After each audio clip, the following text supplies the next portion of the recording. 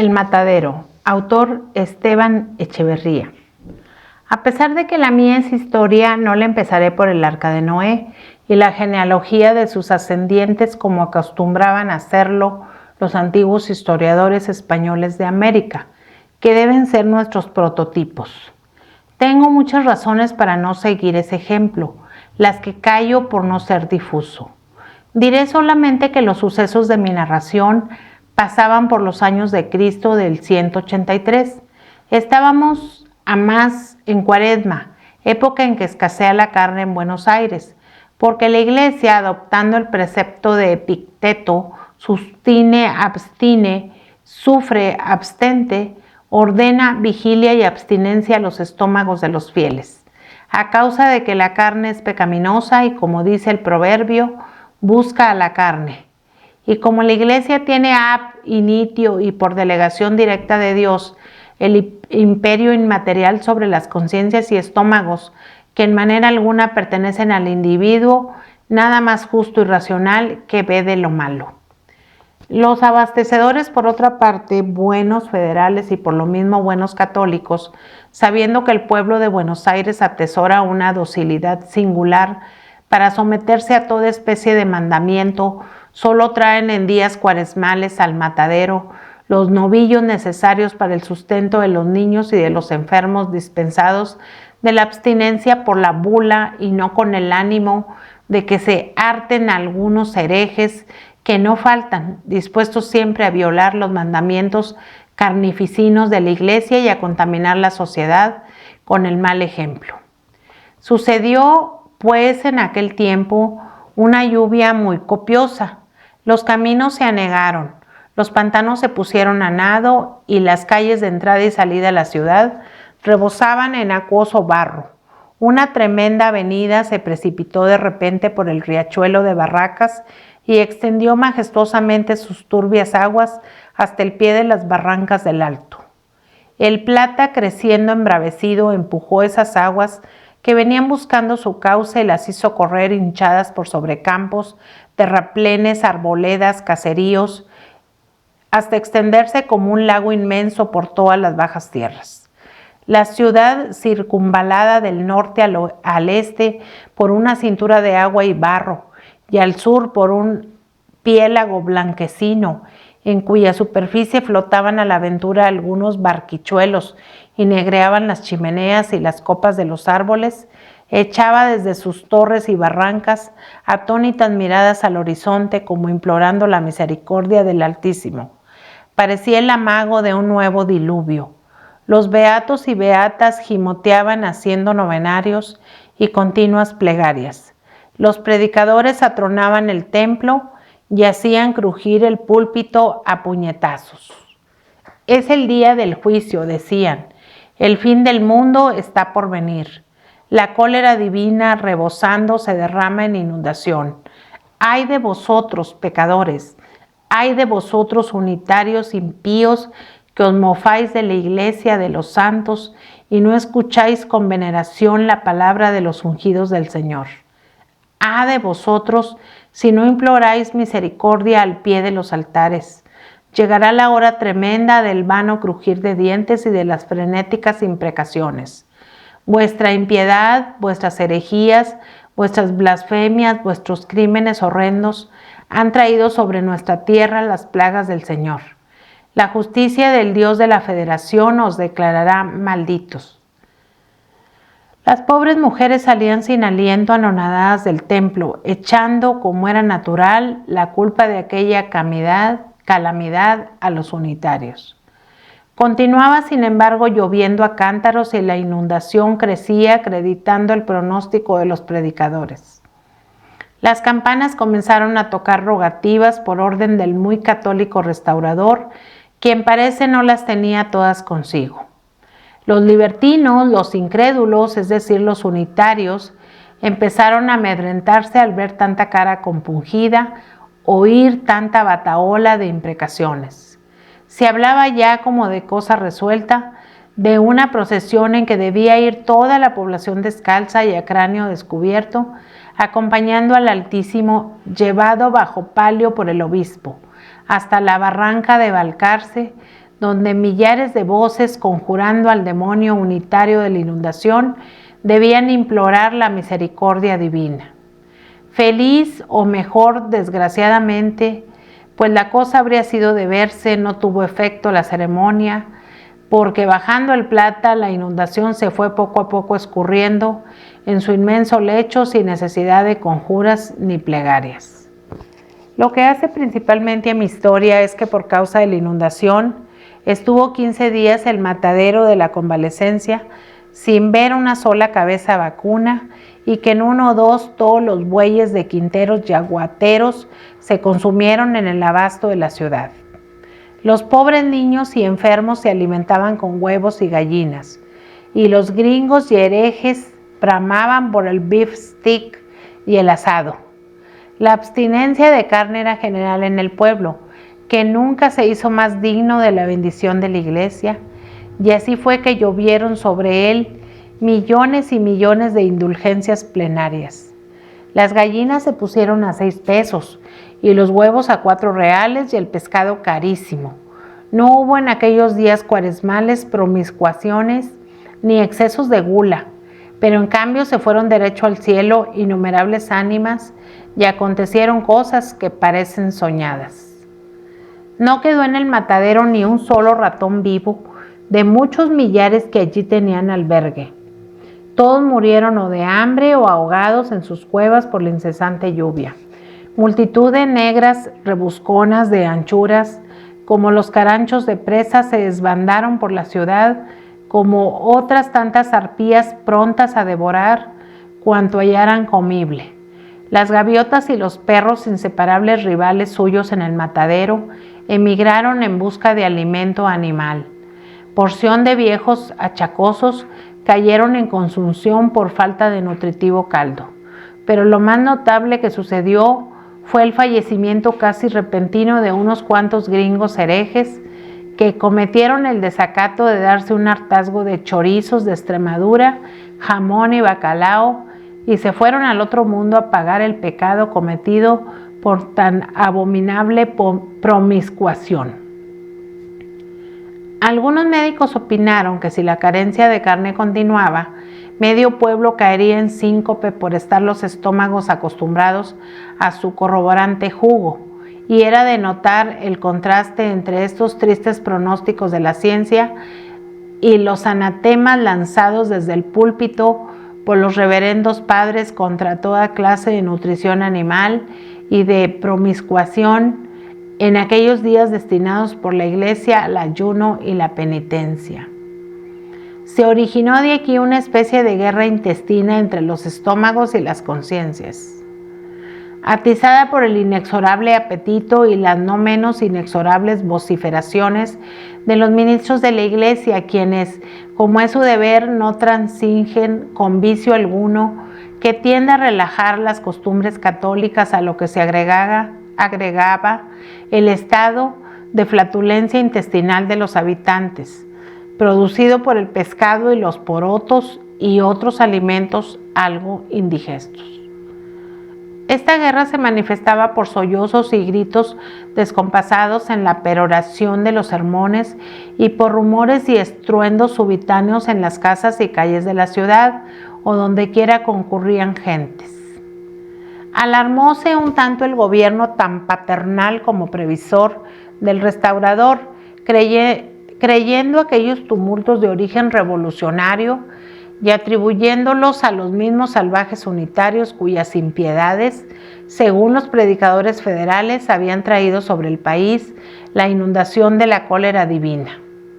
Tomó activas providencias, desparramó sus esbirros por la población y, por último, bien informado, promulgó un decreto tranquilizador de las conciencias y de los estómagos, encabezado por un considerado muy sabio y piadoso, para que a todo trance y arremetiendo por agua y todo, se trajese ganado a los corrales.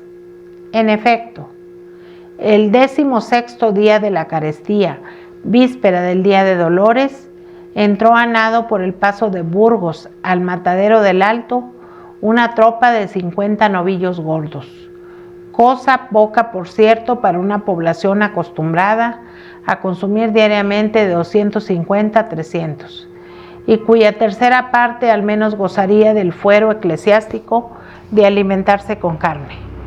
Cosa extraña que haya estómagos privilegiados y estómagos sujetos a leyes inviolables y que la Iglesia tenga la llave de los estómagos.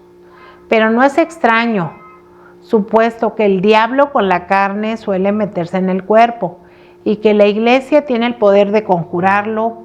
El caso es reducir al hombre a una máquina cuyo móvil principal no sea su voluntad, sino la de la Iglesia y el gobierno.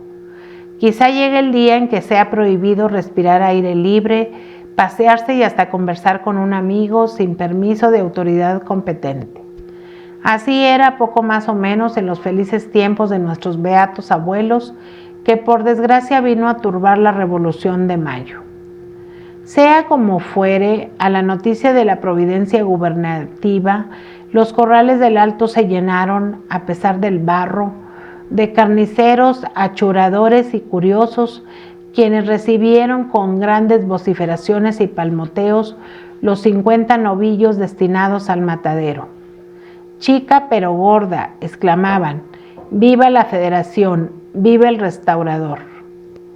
¿Por qué han de saber los lectores que en aquel tiempo la Federación estaba en todas partes, hasta entre las inmundicias del matadero, y no había fiesta sin restaurador, como no hay sermón sin San Agustín? Cuentan que al oír tan desaforados gritos, las últimas ratas que agonizaban de hambre en sus cuevas se reanimaron y echaron a correr desatentadas, conociendo que volvían a aquellos lugares la acostumbrada alegría y la algazara precursora de abundancia.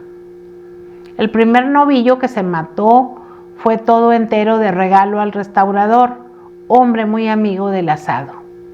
Una comisión de carniceros marchó a ofrecérselo a nombre de los federales del matadero, manifestándole in voce su agradecimiento por la acertada providencia del gobierno. Su adhesión ilimitada al restaurador y su odio entrañable a los salvajes unitarios, enemigos de Dios y de los hombres, el restaurador contestó a la arenga, reforzando sobre el mismo tema, y concluyó la ceremonia con los correspondientes vivas y vociferaciones de los espectadores y actores. Es de creer que el restaurador tuviese permiso especial de su ilustrísima para no abstenerse de carne, porque siendo tan buen observador de las leyes, tan buen católico y tan acérrimo protector de la religión, no hubiese dado mal ejemplo aceptando semejante regalo en día santo. Siguió la matanza y en un cuarto de hora 49 novillos se hallaban tendidos en la playa del matadero, desollados unos, los otros por desollar. El espectáculo que ofrecía entonces era animado y pintoresco, aunque reunía todo lo horriblemente feo, inmundo y deforme de una pequeña clase proletaria peculiar del Río de la Plata, pero para que el lector pueda percibirlo a un golpe de ojo preciso es hacer un croquis de la localidad. El matadero de la Convalecencia o del Alto, sito en las quintas al sur de la ciudad, es una gran playa en forma rectangular colocada al extremo de dos calles, una de las cuales allí se termina y la otra se prolonga hacia el este. Esta playa, con declive al sur, está cortada por un zanjón labrado por la corriente de las aguas pluviales, en cuyos bordes laterales se muestran innumerables cuevas de ratones y cuyo cauce recoge en tiempos de lluvia toda la sangraza seca o reciente del matadero. En la junción del ángulo recto hacia el oeste está lo que llaman la Casilla, edificio bajo de 3 piezas de media agua, con corredor al frente que da a la calle y palenque para atar caballos, a cuya espalda se notan varios corrales de palo a pique de ñandumbay con sus fornidas puertas para encerrar el ganado. Estos corrales son en tiempo de invierno un verdadero lodazal en el cual Los animales apeñuscados se hunden hasta el encuentro y quedan como pegados y casi sin movimiento. En la casilla se hace la recaudación del impuesto de corrales, se cobran las multas por violación de reglamentos y se siente el juez del matadero, personaje importante, caudillo de los carniceros y que ejerce la suma del poder en aquella pequeña república por delegación del restaurador. Fácil es calcular qué clase de hombre se requiere para el desempeño de semejante cargo. La casilla, por otra parte, es un edificio tan ruin y pequeño que nadie lo notaría en los corrales a no estar asociado su nombre al del terrible juez y a no resaltar sobre su blanca pintura los siguientes letreros rojos. Viva la Federación, viva el restaurador y la heroína doña Encarnación Ezcurra. Mueran los salvajes unitarios. Letreros muy significativos, símbolos de la fe política y religiosa de la gente del matadero. Pero algunos lectores no sabrán que la tal heroína es la difunta esposa del restaurador, patrona muy querida de los carniceros, quienes, ya muerta, la veneraban como viva por sus virtudes cristianas y su federal heroísmo en la revolución contra Balcarce. Es el caso que un aniversario de aquella memorable hazaña de la mazorca, los carniceros festejaron con un espléndido banquete en la casilla a la heroína, banquete al que concurrió con su hija y otras señoras federales, y que allí, en presencia de un gran concurso, ofreció a los señores carniceros en un solemne brindis su federal patrocinio, por cuyo motivo ellos la proclamaron entusiasmados patrona del matadero, estampando su nombre en las paredes de la casilla, donde se estará hasta que lo borre la mano del tiempo. La perspectiva del matadero a la distancia era grotesca, llena de animación. 49 reses estaban tendidas sobre sus cueros y cerca de 200 personas hollaban aquel suelo de lodo regado con la sangre de sus arterias. En torno de cada res resaltaba un grupo de figuras humanas de tez y raza distinta. La figura más prominente de cada grupo era el carnicero con el cuchillo en mano, brazo y pecho desnudos, cabello largo y revuelto, camisa y chiripa y rostro embadurnado de sangre. A sus espaldas se rebullían caracoleando y siguiendo los movimientos una comparsa de muchachos de negras y mulatas achuradoras, cuya fealdad trasuntaba las arpías de la fábula. Y entremezclados con ellas algunos enormes mastines olfateaban, gruñían o se daban de tarascones por la presa. 40 y tantas carretas toldadas con negruzco y pelado cuero se escalonaban irregularmente a lo largo de la playa. Y algunos jinetes con el poncho calado y el lazo prendido al tiento cruzaban por entre ellas al tranco o reclinados sobre el pescuezo de los caballos echaban ojo indolente sobre uno de aquellos animados grupos. Al paso que más arriba, en el aire, un enjambre de gaviotas blanquiazules que habían vuelto de la emigración al olor de carne, revoloteaban cubriendo con su disonante graznido todos los ruidos y voces del matadero y proyectando una sombra clara sobre aquel campo de horrible carnicería. Esto se notaba al principio de la matanza. Pero a medida que adelantaba, la perspectiva variaba. Los grupos se deshacían. Venían a formarse tomando diversas actitudes y se desparramaban corriendo, como si en el medio de ellos cayese alguna bala perdida o asomase la quijada de algún encolerizado mastín. Esto era que Inter, el carnicero, en un grupo descuartizaba a golpe de hacha. Colgaba en otros los cuartos en los ganchos a su carreta, despellejaba en este, sacaba el cebo en aquel, de entre la chusma que ojeaba, y aguardaba la presa de hachura, salía de en cuando una mugrienta mano a dar un tarazón con el cuchillo al cebo o a los cuartos de la res, lo que originaba gritos y explosión de cólera del carnicero y el continuo hervidero de los grupos, dichos y gritería descompasada de los muchachos. Ahí se mete el cebo en las tetas, la tía, gritaba uno. Aquel lo escondió en el alzapón, replicaba la negra.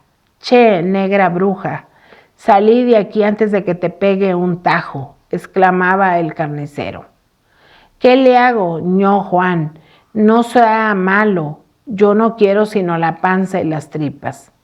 Son para esa bruja, a la bruja, repitieron los muchachos. Se lleva la rillonada y el tongori. Y cayeron sobre su cabeza sendos cuajos de sangre y tremendas pelotas de barro. Hacia otra parte, entre tanto, dos africanas llevaban arrastrando las entrañas de un animal. Allá una mulata se alejaba con un ovillo de tripas y resbalando de repente sobre un charco de sangre caía a plomo, cubriendo con su cuerpo la codiciada presa. Acullá se veían acurrucadas en hilera 400 negras, destejiendo sobre las faldas el ovillo y arrancando uno a uno los cebitos que el ávaro cuchillo del carnicero había dejado en la tripa como rezagados, al paso que otras vaciaban panzas y vejigas y las henchían de aire de sus pulmones para depositar en ellas, luego de secas, la hachura. Varios muchachos gambeteando a pie y a caballo se daban de vejigazos o se tiraban bolas de carne desparramando con ellas y su algazara la nube de gaviotas que columpiándose en el aire celebraban chillando la matanza. Oíanse a menudo, a pesar del veto del restaurador y de la santidad del día, palabras inmundas y obscenas, vociferaciones preñadas de todo el cinismo bestial que caracteriza la chusma de nuestros mataderos, con las cuales no quiero regalar a los lectores. De repente caía un bofe sangriento sobre la cabeza de alguno, que de allí pasaba la de otro hasta que algún deforme mastín lo hacía buena presa y una cuadrilla de otros, por si estrujo o no estrujo, armaba una tremenda de gruñidos y mordiscones. Alguna tía vieja salía furiosa en persecución de un muchacho que le había embadurnado el rostro con sangre, y acudiendo a sus gritos y puteadas, los compañeros del rapaz la rodeaban y azuzaban como los perros al toro, y llovían sobre ella zoquetes de carne, bolas de estiércol con groseras carcajadas y gritos frecuentes, hasta que el juez mandaba restablecer el orden y despejar el campo. Por un lado, dos muchachos se adiestraban en el manejo del cuchillo, tirándose horrendos tajos y reveses. Por otros, 4 ya adolescentes ventilaban a cuchilladas el derecho a una tripa gorda y un mondongo que habían robado a un carnicero, y no de ellos distante, porción de perros flacos, ya de la forzosa abstinencia, empleaban el mismo medio para saber quién se llevaría un hígado envuelto en barro. Simulacro en pequeño era este del modo bárbaro con que se ventilan en nuestro país las cuestiones y los derechos individuales y sociales. En fin, la escena que se representaba en el matadero era para vista, no para escrita. Un animal había quedado en los corrales de corta y ancha cerviz, de mirar fiero, sobre cuyos órganos genitales no estaban conformes los pareceres porque tenía apariencias de toro y de novillo. Llególe su hora. 2 enlazadores a caballo penetraron al corral en cuyo contorno hervía la chusma a pie, a caballo y horquetada sobre sus nudosos palos. Formaban en la puerta el más grotesco y sobresaliente grupo varios pialadores y enlazadores de a pie con el brazo desnudo y armado del certero lazo. La cabeza cubierta con un pañuelo punzó y chaleco y chiripa colorado, teniendo a sus espaldas varios jinetes y espectadores de ojo escrutador y anhelante. El animal, prendido ya al lazo por las astas, bramaba echando espuma furibundo, y no había demonio que lo hiciera salir del pegajoso barro donde estaba como clavado, y era imposible pialarlo. Gritábanlo, lo azuzaban en vano con las mantas y pañuelos los muchachos prendidos sobre las horquetas del corral. Y era de oír la disonante batahola de silbidos, palmadas y voces tiples y roncas que se desprendía de aquella singular orquesta.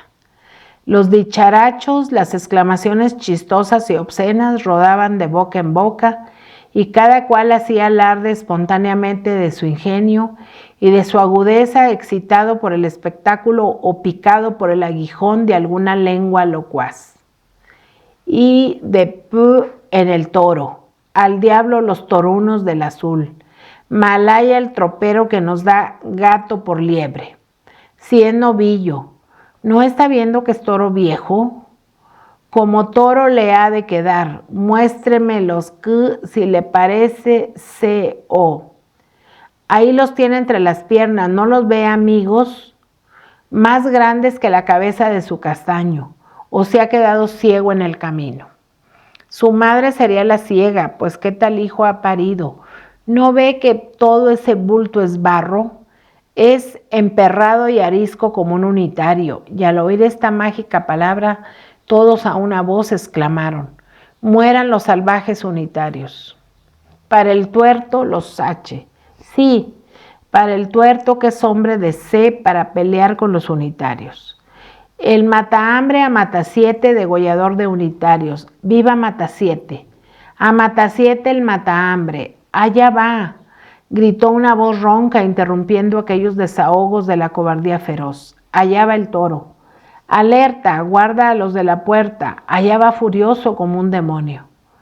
Y en efecto el animal, acosado por los gritos y sobre todo por dos picanas agudas que le espoleaban la cola, sintiendo flojo el lazo, arremetió bufando a la puerta, lanzando entre ambos lados una rojiza y fosfórica mirada, dióle el tirón el enlazador sentando su caballo, desprendió el lazo del asta, crujió por el aire un áspero zumbido y al mismo tiempo se vio rodar desde lo alto de una horqueta del corral, como si un golpe de hacha la hubiese dividido a cercén. Una cabeza de niño cuyo tronco permaneció inmóvil sobre su caballo de palo, lanzando por cada arteria un largo chorro de sangre. Se cortó el lazo, gritaron unos, allá va el toro. Pero otros, deslumbrados y atónitos, guardaron silencio porque todo fue como un relámpago. Desparramóse un tanto el grupo de la puerta. Una parte se agolpó sobre la cabeza y el cadáver palpitante del muchacho degollado por el lazo, manifestando horror en su atónito semblante. Y la otra parte, compuesta de jinetes que no vieron la catástrofe, se escurrió en distintas direcciones en pos del toro, vociferando y gritando. Allá va el toro, atajen, guarda, enlaza 7 pelos, que te agarra, botija. Va furioso, no se le pongan delante. Ataja, ataja, morado. Dele espuela al mancarrón, ya se metió en la calle sola. Que lo ataje el diablo. El tropel y vocifería era infernal. Unas cuantas negras achuradoras sentadas en hilera al borde del zanjón oyeron el tumulto, se acogieron y agazaparon entre las panzas y tripas que desenredaban y devanaban con la paciencia de Penélope, lo que sin duda la salvó, porque el animal lanzó al mirarlas un bufido aterrador, dio un brinco sesgado y siguió adelante perseguido por los jinetes. Cuentan que una de ellas se fue de cámaras, otra rezó 10 salves en 2 minutos, y 2 prometieron a San Benito no volver jamás a aquellos malditos corrales y abandonar el oficio de achuradoras. No se sabe si cumplieron la promesa.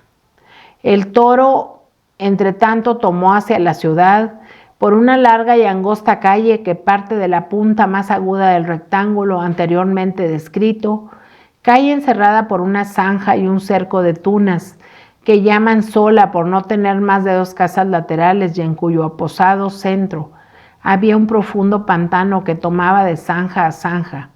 Cierto inglés de vuelta de su saladero vadeaba ese pantano a la sazón, paso a paso en un caballo algo arisco, y sin duda iba tan absorto en sus cálculos que no oyó el tropel de jinetes ni la gritería, sino cuando el toro arremetía al pantano.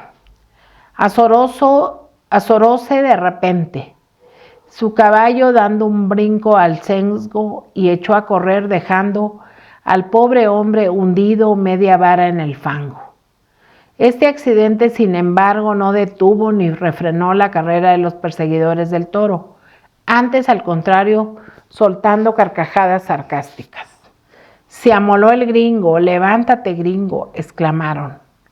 Y cruzando el pantano amasando con barro bajo las patas de sus caballos, su miserable cuerpo. Salió el gringo como pudo, después a la orilla, más con la apariencia de un demonio tostado por las llamas del infierno que un hombre blanco pelirrubio. Más adelante al grito de al toro, 4 negras achuradoras que se retiraban con su presa, se zambulleron en la zanja llena de agua, único refugio que les quedaba.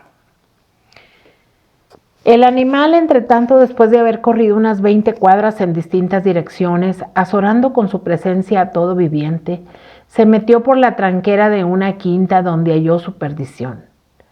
Aunque cansado, manifestaba bríos y colérico ceño, pero rodeábalo una zanja profunda y un tupido cerco de pitas y no había escape. Juntáronse luego sus perseguidores que se hallaban desbandados. El animal, entre tanto, después de haber corrido unas 20 cuadras en distintas direcciones, azorando con su presencia a todo viviente, se metió por la tranquera de una quinta donde halló su perdición. Aunque cansado, manifestaba bríos y colérico ceño, pero rodeábalo una zanja profunda y un tupido cerco de pitas, y no había escape. Juntáronse luego sus perseguidores, que se hallaban desbandados, y resolvieron llevarlo en un señuelo de bueyes para que espiase su atentado en el lugar mismo donde lo había cometido. 1 hora después de su fuga, el toro estaba otra vez en el matadero, donde la poca chusma que había quedado no hablaba sino de sus fechorías. La aventura del gringo en el pantano excitaba principalmente la risa y el sarcasmo. Del niño degollado por el lazo no quedaba sino un charco de sangre. Su cadáver estaba en el cementerio. Enlazaron muy luego por las astas al animal que brincaba haciendo hincapié y lanzando roncos bramidos. Echáronle 1, 2, 3 piales, pero infructuosos. Al cuarto quedó prendido en una pata. Su brío y su furia redoblaron. Su lengua, estirándose convulsiva, arrojaba espuma. Su nariz humo. Sus ojos miradas encendidas. «Desjarrete, necio animal», exclamó una voz imperiosa. Matasiete se tiró al punto del caballo. Cortóle el garrón de una cuchillada y gambeteando en torno de él con su enorme daga en mano, se la hundió al cabo hasta el puño en la garganta, mostráronla enseguida humeante y roja a los espectadores. Brotó un torrente de la herida, exhaló algunos bramidos roncos, vaciló y cayó el soberbio animal entre los gritos de la chusma que proclamaba a Matasiete vencedor y le adjudicaba en premio el matahambre.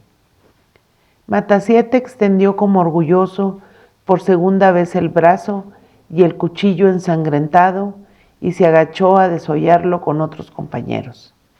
Faltaba que resolver la duda sobre los órganos genitales del muerto, clasificado provisoriamente de toro por su indomable fiereza. Pero estaban todos tan fatigados de la larga tarea que le echaron por lo pronto en olvido. Mas de repente una voz ruda exclamó: «Aquí están los huevos», sacando de la barriga del animal y mostrándolos a los espectadores 2 enormes testículos, signo inequívoco de su dignidad de toro. La risa y la charla fue grande. Todos los incidentes desgraciados pudieron fácilmente explicarse. Un toro en el matadero era cosa muy rara y aún vedada. Aquel, según reglas de buena policía, debió arrojarse a los perros. Pero había tanta escasez de carne y tantos hambrientos en la población que el señor juez tuvo a bien hacer ojo lerdo. En 2 por 3 estuvo desollado, descuartizado y colgado en la carreta el maldito toro. Matasiete colocó el matahambre bajo el pellón de su recado y se preparaba a partir. La matanza estaba concluida a las 12 y la poca chusma que había presenciado hasta el fin se retiraba en grupos de a pie y de a caballo o tirando a la cincha algunas carretas cargadas de carne. Mas de repente la ronca voz de un carnicero gritó: «Allí viene un unitario», y al oír tan significativa palabra, toda aquella chusma se detuvo como herida de una impresión súbita. No le ven la patilla en forma de U, no trae divisa en el fraque ni luto en el sombrero. Perro unitario, es un cajetilla. Monta en silla como los gringos, la mazorca con él, la tijera, es preciso sobarlo, trae pistoleras por pintar. Todos esos cajetillas unitarios son pintores como el diablo. ¿A que no le animas, Matasiete? ¿A que no? ¿A que sí? Matasiete era hombre de pocas palabras y de mucha acción. Tratándose de violencia, de agilidad, de destreza en el hacha, el cuchillo o el caballo, no hablaba y obraba. Lo habían picado. Prendió la espuela a su caballo y se lanzó a brida suelta al encuentro del unitario. Era este un joven como de 25 años, de gallarda y bien apuesta persona, que mientras salían en borbotón de aquellas desaforadas bocas las anteriores exclamaciones, trotaba hacia barracas, muy ajeno de temer peligro alguno. Notando empero las significativas miradas de aquel grupo de dogos de matadero, echa maquinalmente la diestra sobre las pistoleras de su silla inglesa. Cuando una pechada al sesgo del caballo de Matasiete lo arroja de los lomos del suyo, tendiéndolo a la distancia boca arriba y sin movimiento alguno. «¡Viva Matasiete!», exclamó toda aquella chusma, cayendo en tropel sobre la víctima, como los caranchos rapaces sobre la osamenta de un buey devorado por el tigre. Atolondrado todavía el joven fue, lanzando una mirada de fuego sobre aquellos hombres feroces, hacia su caballo, que permanecía inmóvil no muy distante, a buscar en sus pistolas el desagravio y la venganza. Matasiete, dando un salto, le salió al encuentro y con fornido brazo, haciéndolo de la corbata, lo tendió en el suelo, tirando al mismo tiempo la daga de la cintura y llevándola a su garganta. Una tremenda carcajada y un nuevo viva estentorio volvió a vitorearlo. ¡Qué nobleza de alma! ¡Qué bravura en los federales! Siempre en pandillas, cayendo como buitres sobre la víctima inerte. Degüéllalo, Matasiete. Quiso sacar las pistolas. Degüéllalo como al toro. Pícaro unitario, es preciso tuzarlo. Tiene buen pescuezo para el violín. Tócale el violín. Mejor es la resbalosa. Probemos, dijo Matasiete, y empezó sonriendo a pasar el filo de su daga por la garganta del caído, mientras con la rodilla izquierda le comprimía el pecho y con la siniestra mano le sujetaba por los cabellos. «No, no lo degüellen», exclamó de lejos la voz imponente del juez del matadero que se acercaba a caballo. «A la casilla con él, a la casilla. Preparen la mazorca y las tijeras. Mueran los salvajes unitarios. Viva el restaurador de las leyes. Viva Matasiete. Mueran, vivan», repitieron en coro los espectadores y atándolo codo con codo, entre moquetes y tirones, entre vociferaciones e injurias, arrastraron al infeliz joven al banco del tormento como los sayones al Cristo. La sala de la casilla tenía en su centro una grande y fornida mesa, de la cual no salían los vasos de bebida y los naipes, sino para dar lugar a las ejecuciones y torturas de los sayones federales del matadero. Notábase además en un rincón otra mesa chica con recado de escribir y un cuaderno de apuntes y porción de sillas, entre las que resaltaba un sillón de brazos destinado para el juez. Un hombre soldado en apariencia, sentado en una de ellas, cantaba al son de la guitarra La Resbalosa, tonada de inmensa popularidad entre los federales. Cuando la chusma, llegando en tropel al corredor de la casilla, lanzó a empeñones al joven unitario hacia el centro de la sala. «A ti te toca La Resbalosa», gritó uno. «Encomienda tu alma al diablo. Está furioso como toro montarás. Ya le amansará el palo. Es preciso sobarlo. Por ahora, verga y tijera. Si no, la vela. Mejor será la mazorca». «Silencio y sentarse», exclamó el juez dejándose caer sobre su sillón.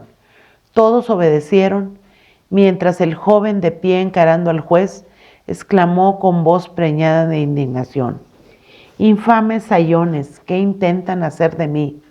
«Calma», dijo sonriendo el juez. «No hay que encolerizarse, ya lo verás». El joven, en efecto, estaba fuera de sí de cólera.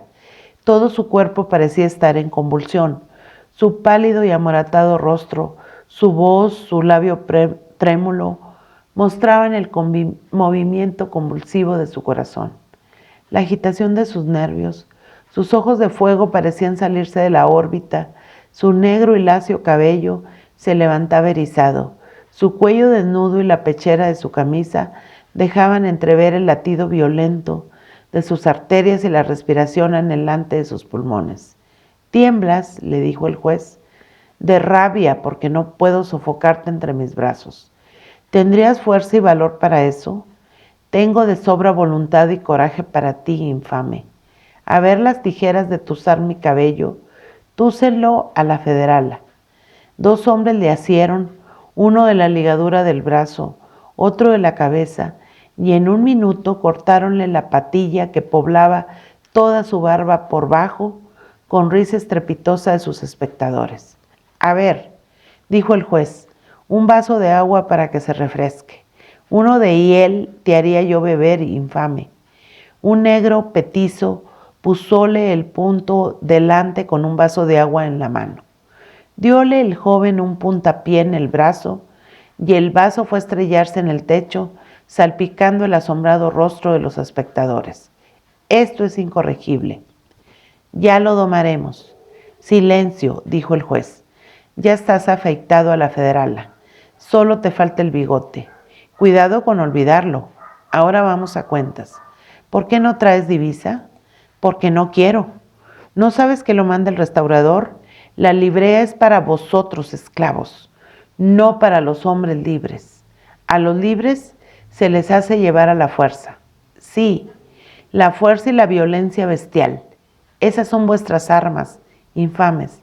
El lobo, el tigre, la pantera también son fuertes como vosotros. Deberíais andar como ellos en cuatro patas. ¿No temes que el tigre te despedace? Lo prefiero a que maniatado me arranquen como el cuervo una a una las entrañas». «¿Por qué no llevas luto en el sombrero por la heroína?». «Porque lo llevo en el corazón por la patria que vosotros habéis asesinado, infames. ¿No sabes que así lo dispuso el restaurador? Lo dispuséis vosotros, esclavos, para lisonjear el orgullo de vuestro señor y tributarle vasallaje infame. Insolente, te has embravecido mucho. Te haré cortar la lengua si chistas. Abajo los calzones a este mentecato cajetilla, y a nalga pelada denle verga, bien atado sobre la mesa». Apenas articuló esto el juez, 4 sayones salpicados de sangre suspendieron al joven y lo tendieron largo a largo sobre la mesa, comprimiéndole todos sus miembros. «Primero dególlame que desnudarme, infame canalla». Atáronle un pañuelo a la boca y empezaron a tironear sus vestidos. Encogíase el joven, pateaba, hacía rechinar los dientes. Tomaban ora sus miembros la flexibilidad del junco, ora la dureza del fierro, y su espina dorsal era el eje del movimiento parecido al de la serpiente. Gotas de sudor fluían por su rostro grandes como perlas. echaban fuego sus pupilas, su boca espuma y las venas de su cuello y frente negreaban en relieve sobre su blanco cutis como si estuvieran repletas de sangre. «Átenlo primero», exclamó el juez. «Está rugiendo de rabia», articuló un sayón. En un momento liaron sus piernas en ángulo a los 4 pies de la mesa, volcando su cuerpo boca abajo. Era preciso hacer igual operación con las manos, para lo cual soltaron las ataduras que las comprimían en la espalda. Sintiéndolas libres, el joven, por un movimiento brusco en el cual pareció agotarse toda su fuerza y vitalidad, se incorporó primero sobre sus brazos, después sobre sus rodillas, y se desplomó al momento murmurando: «Primero degollarme que desnudarme, infame canalla». Sus fuerzas se habían agotado. Inmediatamente quedó atado en cruz y empezaron la obra de desnudarlo. Entonces, un torrente de sangre brotó borboñoneando de la boca y las narices del joven, y extendiéndose empezó a caer a chorros por entre ambos lados de la mesa. Los sayones quedaron inmóviles y los espectadores estupefactos. «Reventó de rabia el salvaje unitario», dijo uno. «Tenía un río de sangre en las venas», articuló otro. «Pobre diablo, queríamos únicamente divertirnos con él y tomó la cosa demasiado a lo serio», exclamó el juez, frunciendo el ceño de tigre. «Es preciso dar parte. Desátenlo y vamos». Verificaron la orden, echaron llave a la puerta y en un momento se escurrió la chusma en pos del caballo del juez, cabizbajo y taciturno. Los federales habían dado fin a una de sus innumerables proezas. En aquel tiempo, los carniceros degolladores del matadero eran los apóstoles que propagaban a verga y puñal la Federación Rosina, y no es difícil imaginarse qué federación saldría de sus cabezas y cuchillas. Llamaban ellos salvaje unitario conforme a la jerga inventada por el restaurador, patrón de la cofradía, a todo el que no era degollador, carnicero, ni salvaje, ni ladrón, a todo hombre decente y de corazón bien puesto, a todo patriota ilustrado, amigo de las luces y de la libertad. Y por el suceso anterior puede verse a las claras que el foco de la federación estaba en el matadero.